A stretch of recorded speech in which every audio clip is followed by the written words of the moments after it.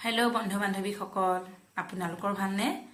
মোৰ ওপৰৱালাৰ কৃপাত ভালেই আৰু আজি দিনটো ইমান আমনি লাগিলে, সেইকাৰণে চবেই ওলাই গ'লোঁ ব্ৰহ্মপুত্ৰ ৰিভাৰ ফ্ৰণ্ট পাৰ্কলৈ বুলি। তাতে ঘূৰিলোঁ ফুৰিলোঁ, ভাল লাগিল। এবাৰ দুবাৰ হৈছে আৰু আগতে এবাৰ গৈছোঁ, আজিলৈ দুবাৰ হৈছে আৰু। তাৰপিছতে ঘূৰিলোঁ, ইমান গৰম লাগিলে। তাৰপিছতে সোমালোঁ ভিতৰতে, ষ্টাৰবাক্সত সোমালোঁ কল কফি খাবলৈ। তাতে সোমালোঁ। তাৰপিছতে আৰু মই পিঠিত পাচা চাচা লৈ আৰু ইমান গৰমত হাতত মই বেছিকৈ ল'ব নোৱাৰোঁ, মোৰ লাজ চাজ নাই দিয়ে, মই পিঠি লোৱাৰ যাওঁ আৰু মোৰ লাজ বোলা বস্তু নাই আৰু।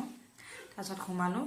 তাৰপিছত কি উৎপাত, তাইও খাওঁ খাওঁ কৰি থাকিব আৰু কিবা এটা অৰ্ডাৰ দিলে, কেঞ্চাৰ অৰ্ডাৰ লৈছে চবৰ কাৰণে।